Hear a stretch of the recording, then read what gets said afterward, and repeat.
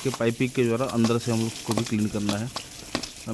अभी टेम्परेचर 50 है, टेम्परेचर को 90 के प्लस हमको करना होगा।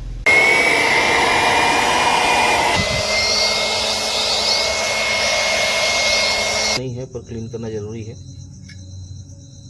इसके फिर अब कर स्पीड से लगातार रखें। नेक्सॉन गाड़ी है BS4 पेट्रोल। इसमें मल्टीपल प्रॉब्लम है। दूसरा है इसमें पावर लॉस, थोड़ा ओवर हीटिंग का भी इशू है।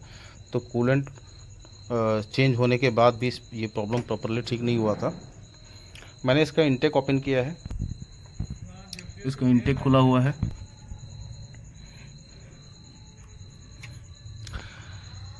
ये इसके इंटेक सेक्शन है। अभी इसको मैंने बंद कर दिया है और क्योंकि इसमें डस्ट अंदर ना जाए।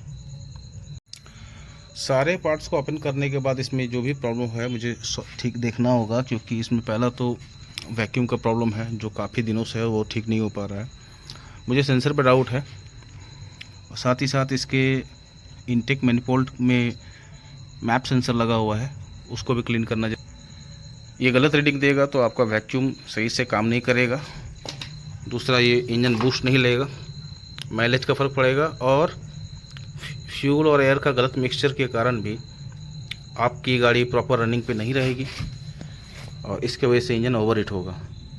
आपको हर नॉर्मल इंजन में भी अगर आप रात भर खड़े भी रख रहे हो, उसके बावजूद भी आप चेक स्टार्ट करोगे तो लगेगा इंजन बहुत ही ज़्यादा हीट कर रहा है। तो उसका बहुत बड़ा कारण है ये तो मेरे पास है नहीं फ़िलहाल। मैं अपने तरीके से चेक करूँगा मल्टीमीटर वगैरह से, और इनकेस अगर प्रॉब्लम आया तो इसको बाद में देखा जाएगा। ये इसका वैक्यूम पंप है। ओपन करने के बाद मैंने चेक करा तो ठीक है, कहीं से कोई लीकेज वगैरह नहीं है, वैक्यूम भी बना रहा है।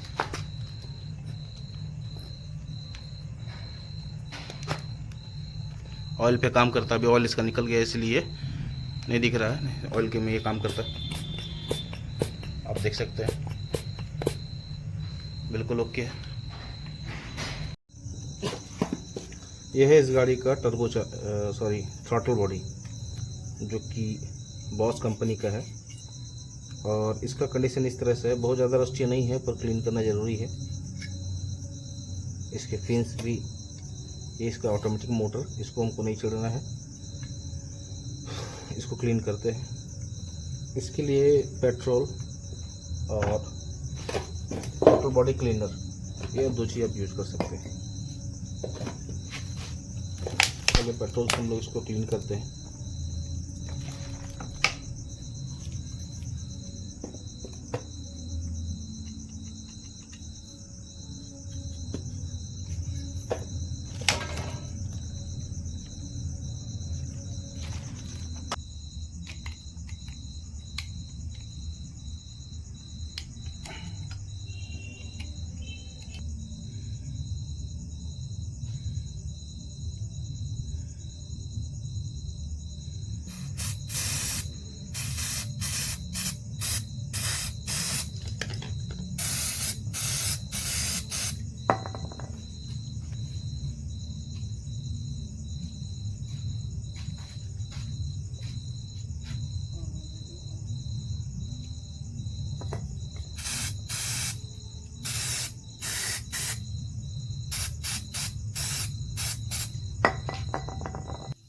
कर स्पीड से लगातार रखें। यह है इसका फाइनल क्लीनिंग लुक। अब सारे को अच्छे से क्लीन करने के बाद ये बिल्कुल अच्छी तरीके से इंजन में फ्यूल को सप्लाई करेगा, जिससे गाड़ी स्मूथ चलेगी। ये है इसका फाइनल रिजल्ट। अब देखिए क्लीन करने से पहले कैसा था और अभी कैसा कंडीशन इसका है। बिल्कुल अच्छे तरीके से है, और इसमें क्या होगा कि गाड़ी की परफॉर्मेंस बहुत ही ज़्यादा बढ़ जाएगी। मान के चलिए कि 50,000 के बाद आपकी कोई भी कंपनी की कार हो तो आप थ्रॉटल बॉडी जरूर क्लीन करवाएं। मैप सेंसर मैनिफोल्ड में जो लगा हुआ रहता है, और एक होता है मैप सेंसर, MAP और MAF, दोनों अलग अलग चीज़ है। बहुत बड़ा मैकेनिक लोग कंफ्यूजन करते हैं कि मैप सेंसर क्या है। ये भी क्लीन होना बहुत ज़रूरी है, क्योंकि इसी सिग्नल के बेसिस पे इंजन में पेट्रोल और एयर का कंबशन डिसाइड होता है कि कितना देना है कितना नहीं देना है। अब देखिए कि मैंने इसे क्लीन किया तो इसमें कितना कचरा था। और हमेशा इसको कोशिश करें थ्रॉटल बॉडी क्लीनर से ही क्लीन करने। अगर आप इसमें पेट्रोल एक ब्रश लगाते हैं तो ये ख़राब होने का चांसेस काफ़ी ज़्यादा है। तो इसको कुछ करना नहीं है, बस ऐसा स्प्रे करना है।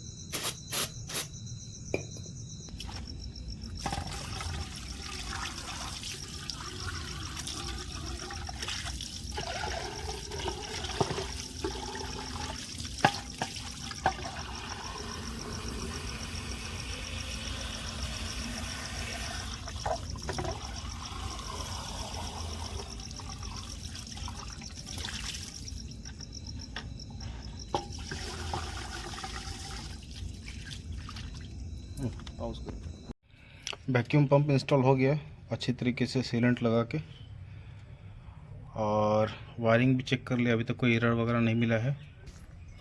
इनटेक मैनिफोल्ड बिल्कुल रेडी है क्लीन होके। कल लेट हो गया था तो मैंने सोचा अब नेक्स्ट मॉर्निंग की बात है। इंजेक्टर क्लीन, अब फाइनल असेंबली के टाइम है। मैनिफोल्ड के चारों वोल्ट को अच्छे तरीके से टाइट करना है, कोई गलती की गुंजाइश नहीं। अगर एक भी वोल्ट ढीला रहा तो फिर से लीकेज का प्रॉब्लम आएगा। सारे होस पाइप को प्रॉपर नकल फिट करें जहाँ पर भी फिट होना चाहिए। इसके बाद चलते हैं इसके एयर फिल्टर बॉक्स को असेंबल करने। यह है गाड़ी की रेडिएटर का कंडीशन, चौक पड़ा हुआ है। ये सेक्शन तो कंप्लीट ब्लॉक है। इस साइड में थोड़े बहुत बाहर से पानी का प्रेशर जा सकता था, इसलिए थोड़ा दिख भी रहा है। इसलिए अच्छे तरीके से क्लीन करना बहुत ज़रूरी था।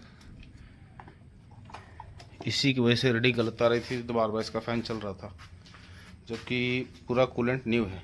ये देखिए मैंने जो इसका कूलेंट को प्रिजर्व करके रखा हुआ है। एसी कॉइल की कंडीशन कुछ इस तरह से है। हम लोग इसको भी क्लीन करेंगे। गाड़ी आगे से पूरी खुली पड़ी हुई है। लोग क्लीनिंग करते हैं और देखते हैं कि इसका क्या ही अपडेट आ रहा है।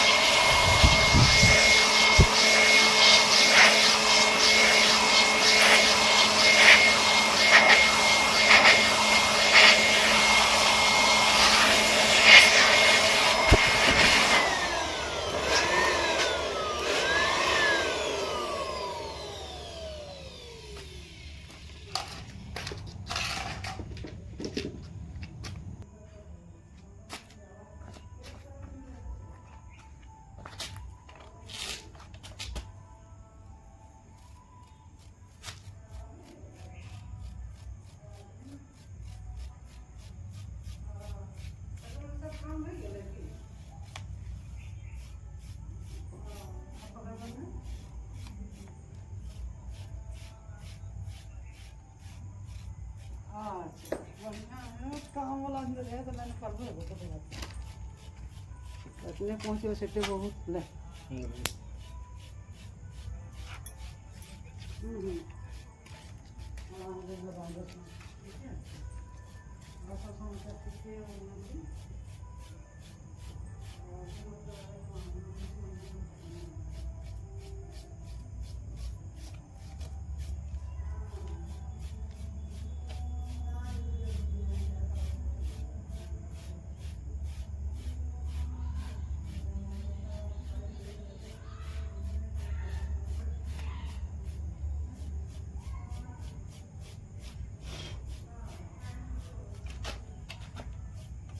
देख रहे हैं कितनी गंदगी निकल रही है।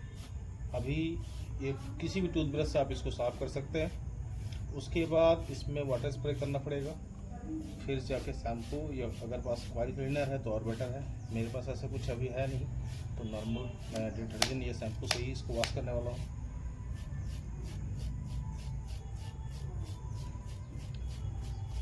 मतलब साफ़ है, गाड़ी 5 लाख की हो या 50 लाख की हो, आपको मेंटेनेंस तो करना ही पड़ेगा, नहीं तो आप उसको यूज़ ही नहीं कर पाओगे, परेशान रहोगे। और ये सारी चीज़ें कंपनी में होनी चाहिए, पर कंपनी में आजकल एक थ्योरी चला हुआ है कि पार्ट्स फॉल्टी हो direct replace, maintenance and repairing कुछ नहीं है। आप पैसे तो देने को तैयार है, कंपनी में होता नहीं है।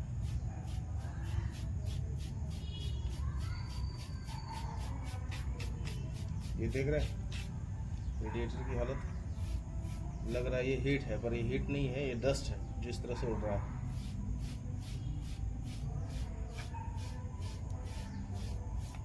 एक बार और हम इसमें हवा मारेंगे, इसके बाद पानी।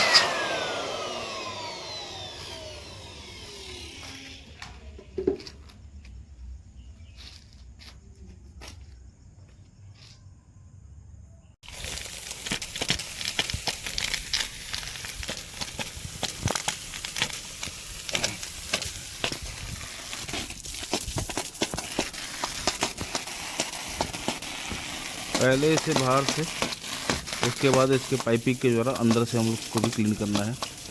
मार्केट जाके कोई रेडिएटर प्लस लिक्विड भी लेगा तो ज़्यादा बेटर ऑप्शन है, नहीं तो आप नॉर्मल डिटर्जेंट से भी कर सकते हो। इसी कंडेंसर को पहले पानी मारेंगे, उसके बाद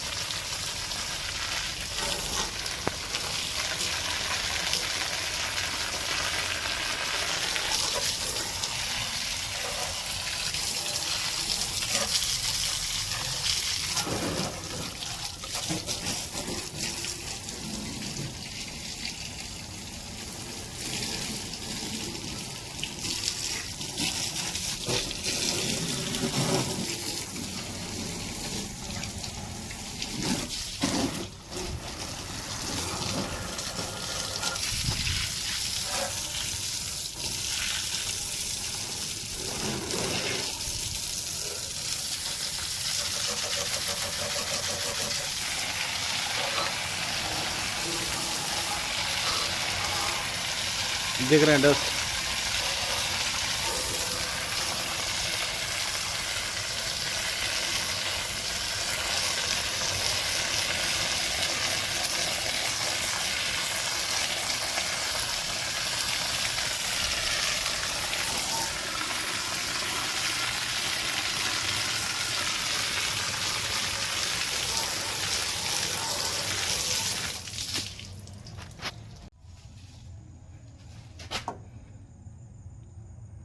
ये देखिए, इसे कहते हैं क्लीनिंग। ना कोई कॉइल क्लीनर और ना ही कुछ, बस नॉर्मल सा डिटर्जेंट यूज़ कीजिए, थोड़ा सा मेहनत कीजिए। एयर ब्लोअर हो तो और अच्छा है। ये बस पैसे लूटने के तरीके हैं। कॉइल क्लीनर और ये और वो।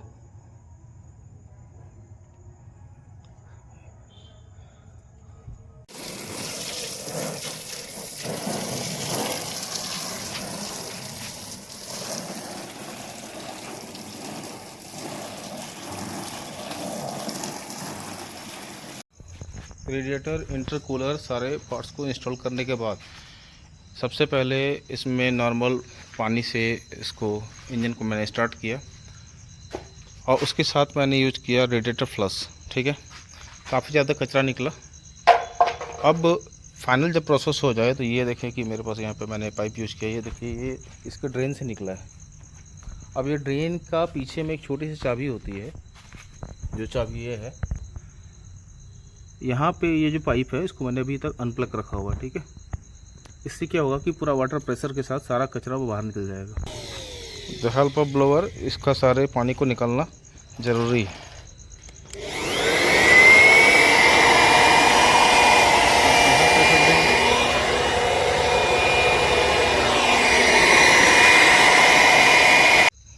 कहीं कोई लीकेज नहीं, सारा चीज़ प्रॉपर तरीके से काम कर रहा है। गाड़ी का इंजन का साउंड ही चेंज चुका है। फाइनल रिपोर्ट मैं आपको दिखाता हूँ। ये सारी चीज़ क्लीन हो गए, बहुत सारे इसमें काम हुआ है। मैं आपको लिस्ट बाय लिस्ट समझाऊंगा। फ़िलहाल गाड़ी की आफ्टर इंस्टॉलिंग ये कंडीशन है। अब ये बॉक्स का यहाँ पे एक लॉक रहता है, वो टूट जाता है बार बार, तो मैंने ये जुगाड़ बनाया हुआ है मेटल सीट से। फिटिंग के बाद मैं इसको डिटेल बता रहा हूँ। ये फाइनल प्रोसेस है। हालांकि कूलेंट इसमें यूज़ करने वाला हूँ और इसमें 60-40 का रेशियो रहेगा। रेडी टू यूज़ नहीं है। डिस्टिल वाटर इसके लिए मैंने 5 लीटर लाया है, इसमें लगेगा नहीं। और फाइनल रिफिल के बाद भी आपको 10-15 किलोमीटर ड्राइव करने के बाद एक बार कूलेंट लेवल चेक करना पड़ेगा, क्योंकि इसमें इंजन सक करने के बाद लेवल कम हो सकता है।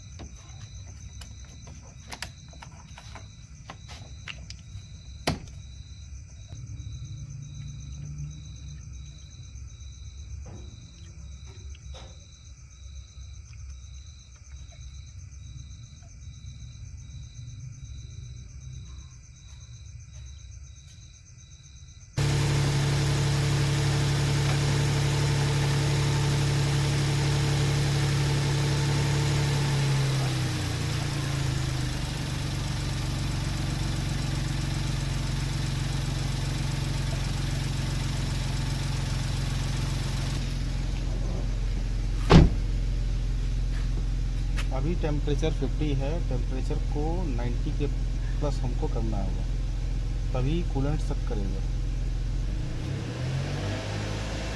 पॉज कर दो।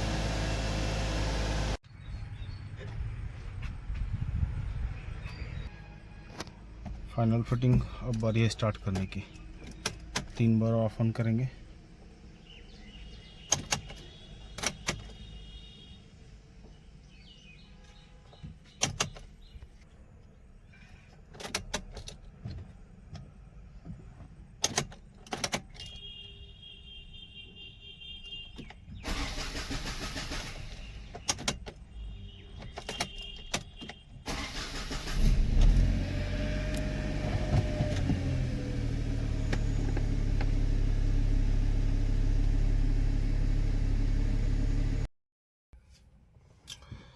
हेलो एवरीवन, बहुत दिनों के बाद फिर से एक नया टॉपिक में आपके साथ जुड़ा हुआ हूँ। टॉपिक है service, major service. 1.5 lakh kilometre वाली मेजर सर्विस। एक खतरनाक वाला सर्विस मैंने अपनी गाड़ी का खुद किया है। दरअसल हुआ ये था कि मेरी गाड़ी लगभग 10 से 15 दिन पहले सर्विस सेंटर में होके आई है। अब वहाँ से लगभग 9 से 9.5 हज़ार का बिल बना है अप्रॉक्स। ठीक, बिल बनने के बाद जब मैं गाड़ी ड्राइव कर रहा हूँ तो इंजन ऑयल नो डाउट वो लोग चेंज किए, एयर फिल्टर चेंज किए और आपका ऑयल फिल्टर भी चेंज किए। ये सब चीज़ चेंज हुआ, पर गाड़ी में सर्विस में जो आप चार्ज ले रहे हो 2,000, 2,500, 3,000, उस हिसाब से काम नहीं हो पा रहा। तो मैं अक्सर अनसेटिस्फाइड ही रहता हूँ, क्योंकि मैं खुद टेक्निकल हैंड हूँ, मुझे काम अच्छे तरीके से आता है। अब हुआ ये कि मेरी गाड़ी में ब्रेक भी हार्ड है।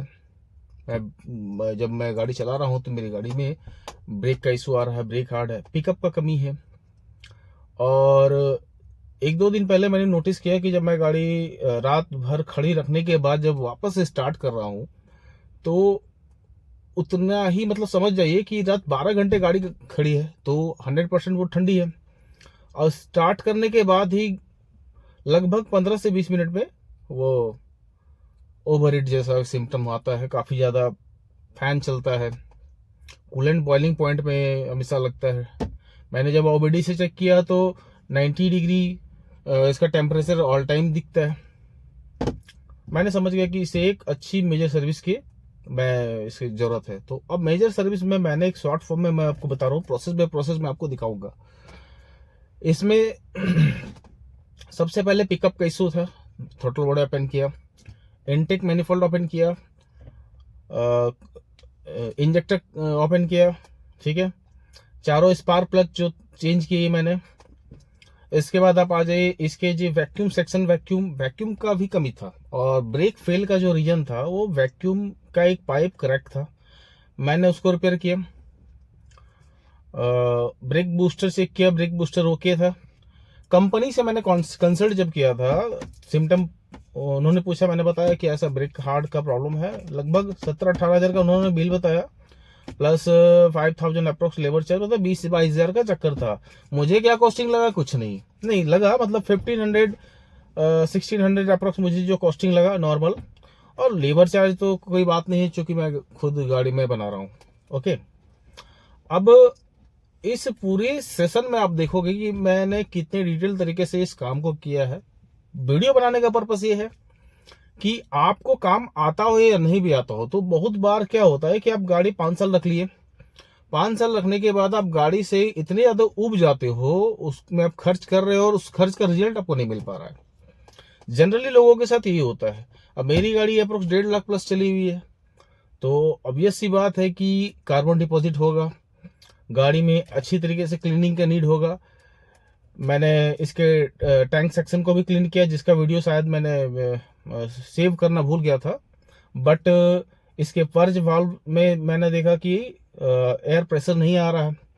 तो पूरे इनटेक से टैंक तक में जो एक फ्यूल का जो लाइन होता है, उस फ्यूल लाइन को मैंने चेक किया। फ्यूल लाइन तो ओके था, पर वो गन ब्लॉक था। मैंने एयर प्रेशर के थ्रू उसको ओके किया। पर्ज वॉल्व का चेक किया, पर्ज वॉल्व रीडिंग सही था। इंजेक्टर क्लीन किया, इनटेक मैनिफोल्ड को कंप्लीट अच्छी तरीके से क्लीन किया, ठीक है। अब आ जाइए वैक्यूम मोटर को मैंने जब ओपन किया था, वैक्यूम मोटर ठीक था, मैंने उसको अच्छे से साफ करके उसके सील को चेंज करके मैंने वापस से फिट कर दिया। सारे होज पाइप वगैरह चेक किए, जो फ्रंट में सपोज दैट ये एक होज पाइप है तो इसके सामने वाले हिस्से में क्रैक आ जाता है, तो पाइप थोड़ी लंबी है तो मैंने उसको कट करके वापस से लगा दिया, क्योंकि इंस्टेंट पार्ट्स आपको मिलना पॉसिबल भी नहीं है। और आजकल तो एक ट्रेंड चला हुआ है कि जो जिस कंपनी के है उसी के कंपनी में आपको पार्ट्स मिलेंगे। आफ्टर मार्केट का क्वालिटी क्या है इसमें मैं भी गारंटी नहीं ले पाऊंगा, ठीक है। अब ये तो होगी कि गाड़ी के एक डिटेल परफॉर्मेंस के लिए, ठीक है। इस परफॉर्मेंस के लिए आप इंजेक्टर, इंटरकूलर, रेडिएटर, सारे सिस्टम को आपको ओवरऑल चेक करना पड़ेगा। मैंने इस गाड़ी में इंजन का मेन पार्ट छोड़ के ओवरऑल सारा चीज चेक किया, सारे को रिमूव किया, और उसका प्रोसेस मैं आपको इस वीडियो में दिखाया हूं कि रेडिएटर को कैसे क्लीन कर सकते हैं, इनटेक मैनिफोल्ड को कैसे क्लीन कर सकते हैं, इंजेक्टर को कैसे क्लीन कर सकते हैं, वायरिंग कैसे चेक करना है, ठीक है। प्लस परफॉर्मेंस अंतर ये आया शॉर्ट फॉर्म में मैं अगर बता दूं कि मेरी गाड़ी का जो टेम्परेचर रहता था अप्रोक्स 90 स्टैंडिंग पोजीशन में फर्स्ट क्रैंक के बाद विद इन 2 से 3 मिनट्स में वो 90 के अप्रोक्स में टेम्परेचर पहुंच जाता था। रेडिएटर कंप्लीट चॉक था, जिसको मैंने रेडिएटर फ्लश के साथ उसको अच्छी तरीके से क्लीन किया। इंटरकूलर में भी थोड़ा बड़ा ऑयल था, जो कि एक नॉर्मल पार्ट है, और इतना चलने के बाद वो ऑयल आ सकता है, ऑयल डिपोजिट आ जाता है, जिसको मैंने पेट्रोल से क्लीन किया। और रेडिएटर को मुझे 2 बार क्लीन करना पड़ा, 2 से 3 बार। फिर एक नॉर्मल रो वाटर से भी मैंने इसको इंजन को स्टार्ट करके रेव किया, तो उसी में इंजन का साउंड काफी ज्यादा चेंज हो गया, और गाड़ी काफी अच्छा परफॉर्म कर रही है। कोई एरर कोड नहीं, कोई प्रॉब्लम नहीं। और जो 20 से 25,000 कंपनी कॉस्टिंग बताता है सिर्फ ब्रेक के रिगार्डिंग, और मैंने जो काम किया है पता नहीं उसका वो लोग क्या चार्ज कर देते हैं। मुझे ऐसे कोई कंपनी से प्रॉब्लम नहीं है, बट कंसर्न ये है कि कस्टमर को सर्विस सेटिस्फेक्शन चाहिए होता है। अभी जैसे इसका बम्पर ही मैंने जब फिट कर रहा था तो इसमें 14 से 15 नट वोल्ट मिसिंग थे, जो मुझे आफ्टर मार्केट जाके लाने पड़े और मैंने लगाया। तो आप किस भरोसे पे कंपनी भी अपनी गाड़ियां भेज रहे हो, ठीक है। तो आप इस वीडियो को देखिए और आपको समझ में आएगा कि क्या प्रोसेस से के थ्रू मैंने इस गाड़ी को ओके किया है, ये इसमें फाइनल रिजल्ट मुझे क्या मिला। मैं इसको अभी ड्राइविंग में दिखाता हूँ कि इस गाड़ी का परफॉर्मेंस क्या हो चुका है। का टाइम है तो हो सकता है आपको वीडियो थोड़ा सा देखने में प्रॉब्लम हो, क्योंकि मैं खुद ही रिकॉर्ड कर रहा हूँ और खुद ही ड्राइव भी कर रहा हूँ। एक छोटा सा मैं आपको इसमें दिखाना चाहता हूँ कि इम्प्रूवमेंट क्या है। ये मैं देखिए अब सेकंड गियर पे है, और ये देखिए गाड़ी का परफॉर्मेंस क्या है। आप परफॉर्मेंस देख के ही बता सकते हो कि, और ये 1.5 लाख प्लस चली हुई गाड़ी है।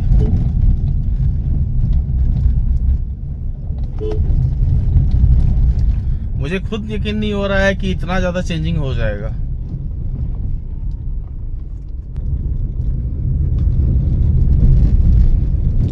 वाकई लाजवाब है। मैं हाईवे पे नहीं हूँ, नहीं तो मैं इसमें रेव कर भी दिखा सकता था, क्योंकि छोटा रोड है, रिस्क भी है। और रही बात ब्रेकिंग का, जो इस गाड़ी में ब्रेक फेल हो चुका था, तो ये आपके सामने रहा, टेस्ट करता हूँ। ये देखिए ब्रेकिंग क्वालिटी।